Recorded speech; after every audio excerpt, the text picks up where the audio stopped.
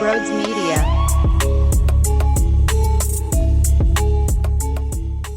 The Sixers are on my mind all day. All day. It's all I think about all day. Maxey all day. It doesn't stop all day. By the way, welcome to Sports Talk with Broads. Do you want this type of content all day? All you got to do is hit that subscribe button.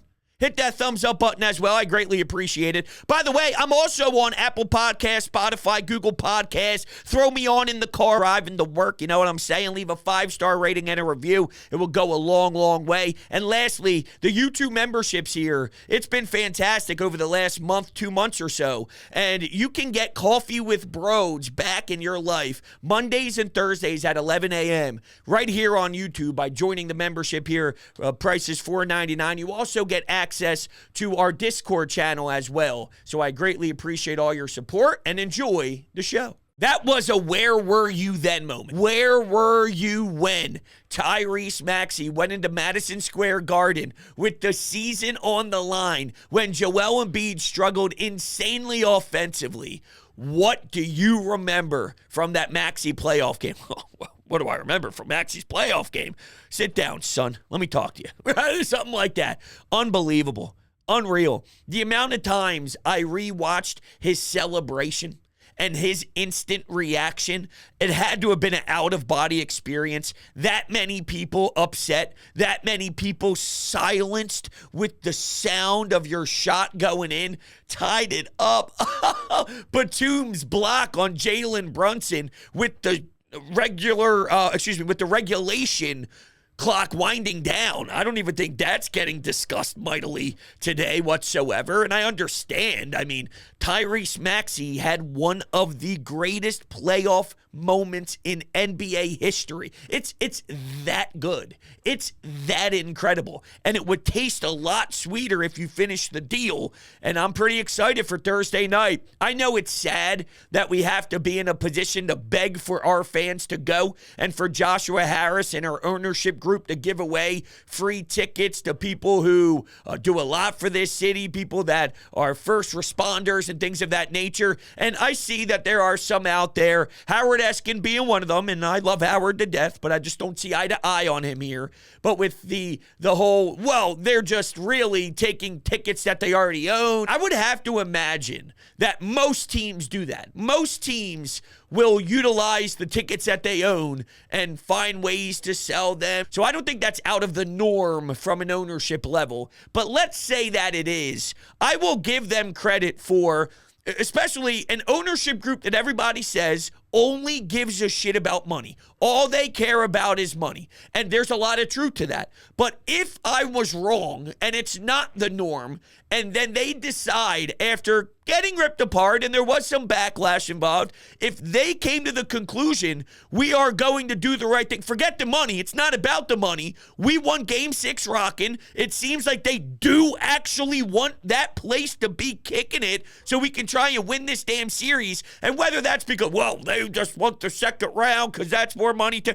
Okay, all these people want money. Lori wants money. John Middleton wants money. Yes, every owner has some money in mind to a degree. But for them to put it aside for Game 6 and to get out there and say, let's fucking go. Let's get this place popping. I'm all for it. It sucks that the Knicks fans are forcing us to be in this position, but it's better than the alternative. The alternative is let's roll over and die. At least let's rally as a city and go out there and give it our all. All right? I mean, it's disgusting that we have to do that with the Knicks just around the corner and the local frauds. But whatever. I mean, it is what it is. I want to win Game 6 bad, and I want to show the love to Maxey. I want to show the love to Embiid. They deserve our full support. We'll see what ends up happening. But here's another thing I want to acknowledge, that I may have been too harsh on Embiid right after the game. Offensively speaking, I don't take back a word I said, and I never will. His turnovers, his body language, the lackadaisical approach. He didn't look as if he was in it. And I don't know if there was a correlation between the migraine, because remember, he wasn't even doing shoot around. Season on the line, guys are missing shoot around. There's got to be truth to it. And I know for a damn fact, if I get a headache, not even a migraine, I'm laying in bed with 6 Advils and I can barely make dinner. All right, and this dude has to go with the season on line. I'm not making excuses. I'm just wondering why it looked that bad, because Joel Embiid might have quieter nights, but that was so indefensible. It was so bad. I have to imagine there's something in play, because Joel Embiid is too good of a damn player for it to be that wildly horrible. But anyway, he wasn't as bad with the overall game as I made it out to be in the post-game pod. Did have 16 rebounds. 16 rebounds. He was working his ass on the glass. And what's the one area that the Sixers are getting murdered in? It's the fact that the Knicks are snagging all these O-boards, keeping a bunch of possessions alive. Go take a gander at what Josh Hart did in Game 4, and then go look at what he did in Game 5. There was clearly an emphasis, and Joel Embiid on the defensive side of the glass, and offensive. He did have a handful of O-boards, and one of those coming during the late stretches where my man helped out Maxey heavily, and he was a force in that overtime. Just fantastic, fantastic. So his 16 boards matter, because the death of this team in previous games was the Knicks just kept getting extra possessions. They might not even be shooting the ball necessarily well, but when you get 7, 8, 9, 10 more shots, or if they're getting out in transition, I hate when they get out in transition and beat you so easily. How? They're crashing the glass, and now they're getting out. Why? Sometimes I get so aggravated, but 16 rebounds and 10 assists. Came with 9 turnovers. Sucked.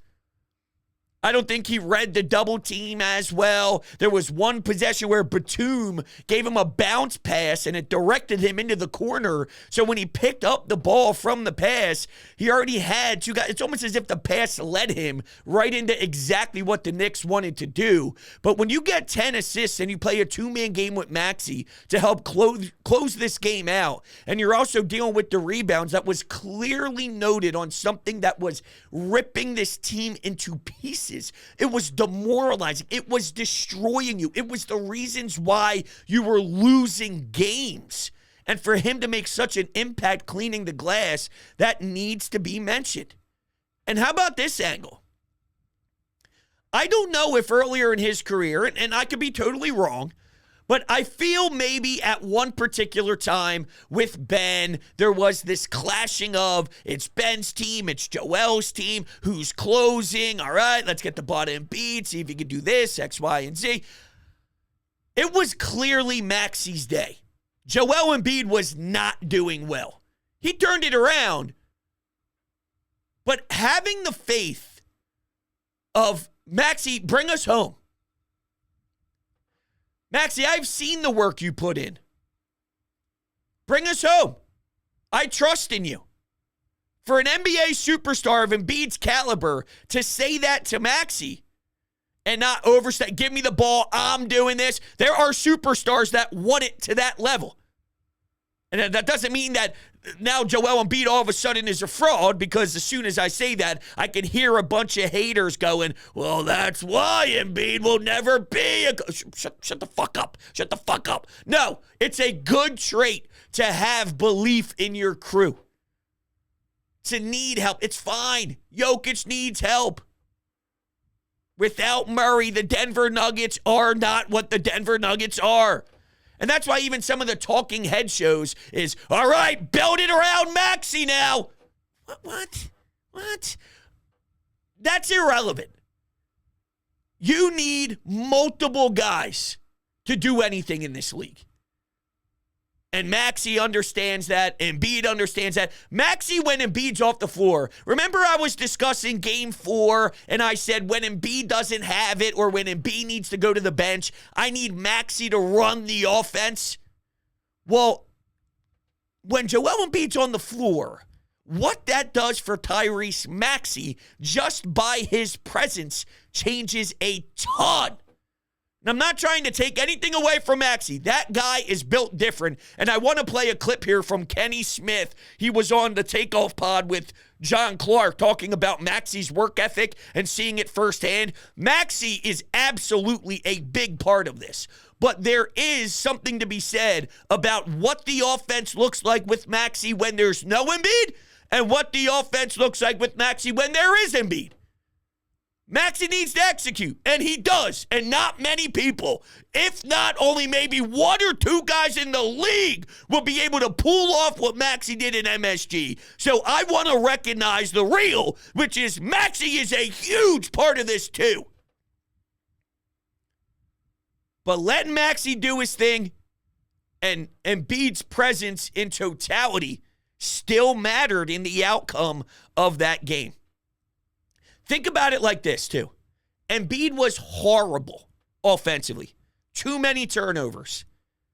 And when he went to the bench in the second quarter, it was even uglier than what we witnessed when he was playing the worst offensive game ever. So the worst offensive game ever from Joel Embiid was still 30 times better than when Joel Embiid is off the floor because of his intensity defensively, because how he guards the pain, and people are afraid. He's staying with Jalen Brunson in overtime, a small guard, a guard that is trying to take him off the dribble, and he succeeded in those first 5 points in overtime that Brunson scored. He took Embiid and had a nice layup and then tried it again a little bit later on, and Embiid closes the door. We have a 7-footer guarding guards at the perimeter and staying with him to the glass. That is so impressive. That is so absurd. And by the way, it's actually being recognized a lot now that, remember that stupid play Trae Young used to do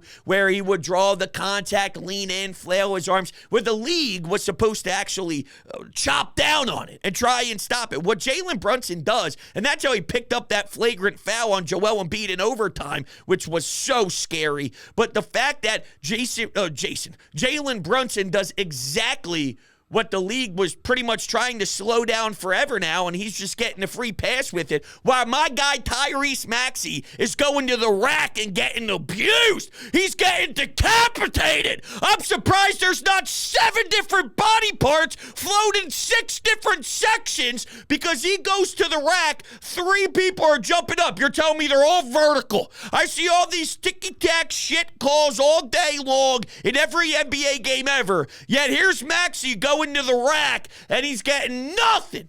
Nothing. Okay. It's a joke. Let's take a listen here to Kenny Smith on Tyrese Maxey. It's pretty interesting. And what else is interesting? Doing my job and making sure everything's right from a technical standpoint. Let's go to Kenny Smith. An interesting story I have about him. He works out in Los Angeles, and he was with Sam Cassell was the assistant coach at the time with the Philadelphia 76ers. So he's working out at a gym where I have a son that plays high school basketball. He's working out. And we get there about maybe 1 o'clock in the afternoon, and Tyrese is finishing his workout, and Sam is like, yeah, man, this guy works really hard. I'm looking at him, I'm like, yeah, he's working hard, but so what, Sam? Like, everyone works hard. He's like, no, Kenny, this is his 3rd workout today. I'm like, 3rd workout? It's only 1 o'clock in the afternoon. So yeah, we got up at 6. We did another one at 9, and this is the 3rd one ending at 1. So his ability to work so hard, I got to see firsthand.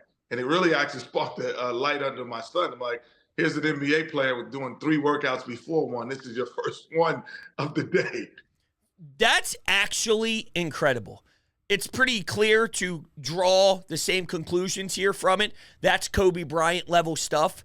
You have 1% of the world that's wired that way, and Maxey's hard work paid off. There was no bigger moment than that. And Tom Thibodeau, whether he should have fouled, whether it was okay to not foul, they were so unprepared that here's Mitchell Robinson, here's guys jumping up. What are you doing? How are you being that stupid? It's a 6-point game. You can't foul, let alone fall into a pump fake. And now Maxey's letting it rip from three, a 4-point play. It's just so stupid. And then you also have the situation of not fouling. Whatever, man. You got to take advantage of that. You need to be wired a certain way to close games. The Sixers have struggled for a long time now. Their fourth quarters always make my eyes bleed.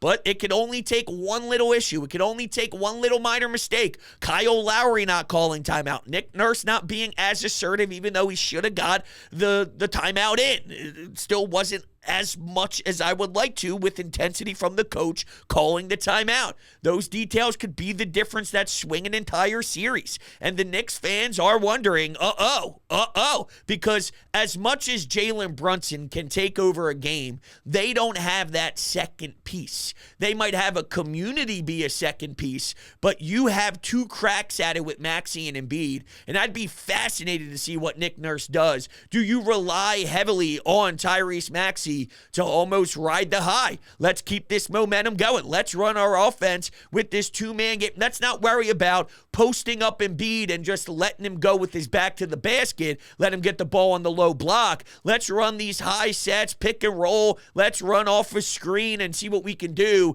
to let Maxey's speed get rolling. I was listening to Tim Legler. I forget what segment or what show it was on. He was on one of the platforms breaking down this matchup, and he says the way that you got to get Maxey going, because of his speed and because he's so active, if the ball's in his hands compared to Kyle Lowry or compared to Joel Embiid, when the pace slows down, if he's just the guy with the ball, and I'm not talking just about maybe straight line drive shots to the basket, meaning layups to the basket, just strictly if you're dribbling the ball up the floor and it's Maxey, because he is a threat, and I'm starting to paraphrase a little bit, but just work with me here.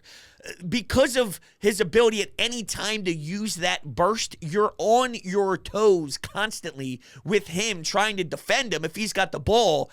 That matters. The impact of him just having the ball, setting up the plays matter, because there's always a what if. What if Maxey turns the corner off a screen and goes insanely hard to the paint, and I have to keep up with that? What if X, Y, and Z? What if X, Y, and Z? There's so much you can do.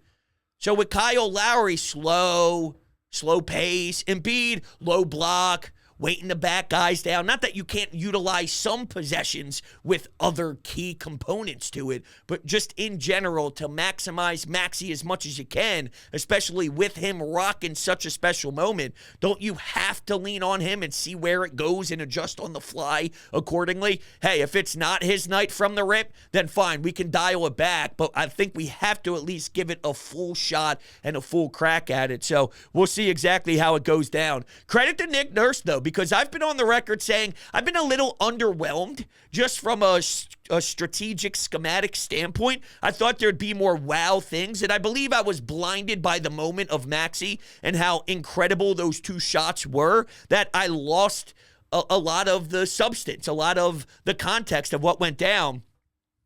I was just originally under the assumption that when Nick Nurse pulled Embiid, he needed to get him rest because he was playing that badly. Needed rest because it was that atrocious. But in reality, it's more just about not the rest part. You're stinking. You're stinking. So it's less about rest and more about your play wasn't good. And I don't believe that any other coach would yank him and sit his ass on the bench. That's a Nick Nurse thing. So I will give him credit. There's no way in hell Doc would. And honestly, it was that bad, don't get me wrong, but if you told me you go die and swinging with your best guy, and that happens to bite you in the ass, I don't think that that's a horrible way. If Zach Wheeler's on the mound when the Phillies lose, there's no better person I'd rather go down with. Even if Zach Wheeler's coming off of 3 bad starts or in the playoffs, you go down with Zach Wheeler. That's sort of the same thing here. You go down with Embiid, even if he's coming off of a bad 2 quarters or bad 3 quarters, you go down with Embiid. So I don't necessarily knock Doc Rivers or knock any other coach for that philosophy, but what is different and things that you are supposed to get out of the Nick Nurse experience that you don't get from others is maybe going in a different lane, and sitting Joel Embiid on the bench was definitely something that changed the outcome. All right, let's take a listen, though, to Nick Nurse explaining why he decided to do it. He just had a really, really, really uncharacteristic stretch of plays, right? Just like felt like we just had to grab him something and try to at least talk to him and give him a minute or two to settle down. That's a very coach speakish way of saying it wasn't good enough. All right, that's Nick Nurse not throwing him under the bus, but saying it in a way that it's easy to sort of depict. You can even see it in his face. Hey, fellas, work with me here. Hey, everybody in the media room, ladies, gentlemen, work with me here. Hey, I had to maybe talk to him. All right, maybe get him something here. Dude. Uncharacteristic is no joke. That was worse than uncharacteristic. That was one of the worst efforts ever, offensively speaking. Not effort in regards to not working hard, but just the execution. It was bad. It was bad. And I'm glad that Joel Embiid gets another attempt and another shot at it for sure. I wonder, and I saw this conspiracy theory flying around town, is it possible that the NBA and Adam Silver just looking at maybe how things would have played out with Milwaukee and Indiana, because we were playing the waiting game. If Indiana won, then the Sixers would have played at a different time. If Milwaukee won, then the Sixers would have been taking place at 9 o'clock at home. That's a late East Coast game. And I guess the Knicks fans were throwing around conspiracy theories that part of the reason why the Sixers did that is to try and limit as many New York fans as possible coming down 95. Because it's a late night, getting back, to travel. We should never be in a position to have to beg for our fans to do this, but I really do prefer going out this way compared to just letting them sneak on in and scream MVP at the top of their lungs, because there was no doubt the percentage was way too high of fans in that building. Let's take a listen before we go to the Anytime Hotline to Tyrese Maxey after the game, sharing what went down in his mind. I'm a happy guy, but I absolutely hate losing it, especially when it's certain times. Like, I missed 3 free throws, crucial free throws. Then I turned the ball over late. I'm like people don't see me upset a lot, but I was really upset. I just wanted to go out there and make up for it for my teammates, man. I feel like I played pretty well the whole game, and to force to lose a game like that, lose it the season like that, I would have been crushed. So I'm just we got to go out there. We got to go out here and compete. Another game, we survive, and we got to go home. And our fans are going to rally behind. We're going to try to rally behind them and go out there and be aggressive. All right. So 2 things for me out of that audio cut. Number 1 is, man, the way that he explains how devastated he would be, it just shows the importance to him. If he had such a great game and the season came down to some sloppiness, some poor play, maybe not what he deems as his best ball, turnovers, the way that there was almost, in a very weird, not really, but really way, I wonder what a fueled up Max, if it did end that way, what type of offseason would he have? Would he be in the gym 7 times a day? Would he be in the gym 9 times a day and then come back next season as the devil, and the entire fucking league is afraid of this guy because every time they see him, they know, oh shit, we're getting torched. Ah, damn it, Maxey's on the other side. This guy's gonna cook us. He's gonna fucking get to the rack and put up 50. You know what I'm saying? He's the Kendrick Lamar to Drake. Oh, euphoria. Oh, he's gonna kill him. Something like that. something like that. But I want to win. I want to win. I want to win. You hear me right now? I want to win. That was when you have the two, speaking of devil, right? You have the angel and the devil on your shoulder. You got the one saying, yeah, baby, the Sixers are back. The Sixers are back. The other one goes, yeah, but if they lost, bros, think about what he could be. Trying to convince me that's a good thing. It's not a good thing. It's stupid. What's stupid is how good Tyrese Maxey is at basketball, and the fact that it would eat him alive that much. Dude's different. And then also, just about the approach. The next game, you got to take this one game at a time. And I've said this before, but it's pretty damn clear that Tyrese Maxey is becoming a leader in that locker room. It takes time for people to develop that. Rhys Hoskins was not. That's my ultimate example all the time of someone who really became a vocal piece, was what Rhys Hoskins was in the beginning and what he became by the end there. He became a staple of that clubhouse. And Tyrese Maxey is starting that journey of becoming a staple of that locker room. So I just want to make sure that that was described, what I sort of saw from that press conference in totality. All right, with that, let's go to the phones and hear from you, the people. Let's do it. Let's run to the hotline. What's going on? What the actual fuck did I just say? Now, this is how it happens. There's a minute left in the game. Bullshit's happening out on the court. People are missing their throws. Turnovers galore. Fuck this team, I scream, and I throw my hat off, throw it at the wall, pound on my desk like 6 times. You ever seen one of those Twitch videos where somebody's losing in a game and they pound their desk so hard everything, keyboard freaking shatters, come fluttering everywhere, fucking screaming F-bombs? Maybe I should do that more often, because what happens? Tyrese Maxey gets the fucking halo effect and just goes ham Mad Max on these fools and gets us to overtime and helps us win the game. If Embiid has the no-throw bug, Tyrese Maxey steps up when getting double teamed. He's the new Embiid. Let's fucking do something and win this series and get off life support, for God's sakes, because I'm really getting tired of this team putting me through hell. And now to the Phillies game. Hopefully they win. Talk to you next time. Peace. So I appreciate the phone call. Yeah, I mean, look, I don't love the emotional ride at all, but at the same time, I do think that you should embrace. It sucks that this is the first round playoff format right now, because there's no doubt that this is a second round matchup that should be producing the Eastern Conference Finals berth. That's where these two teams are, but we're just happen to get it in the first round. There is a part of me that removes that side of the frustration for just a moment and then think about how great this is. This is an iconic matchup. This is a really, really interesting, entertaining matchup between these two teams. And I know that doesn't really mean anything unless you win. If you lose, then shit, you just got beat up by the Knicks and now you're kicked out of the first round, and now there's a ton of questions with your franchise. But just in the now, I think I can, for a little bit of time, just acknowledge when we're in the second quarter and these games are going on and it's back and forth and it's 1-point game, then it flips over to a 3-point game, then you lose the lead, then you get the lead, and these are epic games with 40-point performances from Jalen Brunson. It's Tyrese Maxey having one of his biggest legacy moments. This is big for the league. National shows were discussing Tyrese Maxey on the headlines as their opener. I was getting ready for my shift on WIP last night, and I had Scott Van Pelt on the screen. The first thing that he opened the show with was Sixers and Knicks. And when he talked about Tyrese Maxey, they did a little recap of the ESPN hockey game that was on. But after that, it was Tyrese Maxey. Look at what I watched from Tyrese Maxey. It was a legacy, iconic moment. And if you can't appreciate that this type of series is just outrageous, there needs to be a little bit of you that enjoys that. Because isn't that what we love about sports? The competitive fire, everyone picking up the intensity at this time of the year, putting everything on the line. You got New York, Philadelphia. You got the fan base angle. There's a lot of intriguing stories here. It's crazy. So enjoy it, because that's what this is about. If you didn't have this, isn't this what it's about?